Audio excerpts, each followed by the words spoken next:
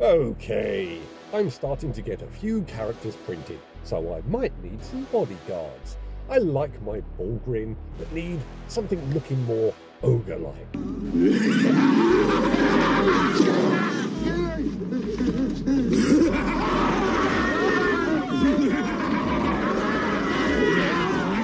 Right, let's check red makers. Meh. Not a fan of the compressed heads. They look like Sonatarans from Doctor Who. The Station Forge ones, not too bad, but the Dawn Guard ogres really caught my eye.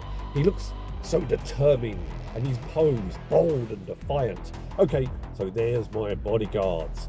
I chucked the files into Lychee and added supports, exported them to the thumb drive, and then off to the 3D printer we go.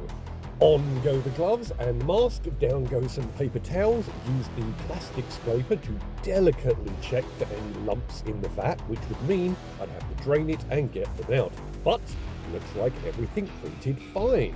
So remove the build plate, grab the metal scraper and pop everything free, top up the pickle strainers with some fresh alcohol and start dunking the models to strip off all the goo. Then into a bowl of warm water they go to keep them soft and help get all the supports off with minimal fuss. Sometimes a touch of the X-Acto helps this, or if it's a delicate bit, it's wiser to just cut it free, as bending it out might break the more fragile aspects. On to assembly. The Ogryn are each getting a shield and a Grenadier gauntlet. I figured if I fancy a different loadout, I'll just print some fresh ones. Anywho, off to the boot box and they get a blast of Chaos Black primer, and then on to painting. First up, a layer of Abaddon Black over everything, and then onto the uniforms. A basic dry brush of Thunderhawk Blue to catch the main areas to accent the webbing, boots, gloves and accessories. Then a lighter dry brush of Dawnstone, accenting the same areas just a little more delicately. Then it's time for the Iron Hand Steel base to attend the masks, packs, armour and weapons. Right, time for the skin. A base of Cadian flesh tone on the arms and the visible part of the face. I think the only other skin I've done in my entire army is for the Primaris Psyker's bald head. So let's see how this goes.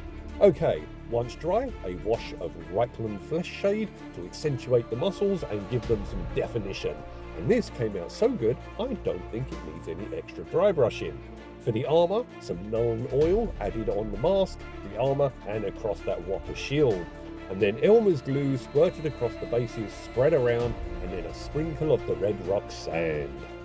Once this is nice and dry, grabbing the Cadian flesh tone again and adding a dry brush around the boots and the lower edge of the shield to simulate desert dust and sand. And finally, back to the box for a blast of varnish to get everything locked in. So here we are, a couple of Ogryn, an abhuman mutant subspecies of humanity hailing from some of the heaviest gravity wells in the Imperium. Their intellect is somewhat limited, but they make up for it in strength, endurance, and total unwavering fealty, which is why these Ogryns have been assigned as bodyguards. Possessed of unusual loyalty, even for an Ogryn, this pair of warriors have been equipped with dense layers of armour, a Grenadier gauntlet, and a slab shield, and now stand with the elite of the Astra Militarum, defending their charges until death, in the name of the Emperor.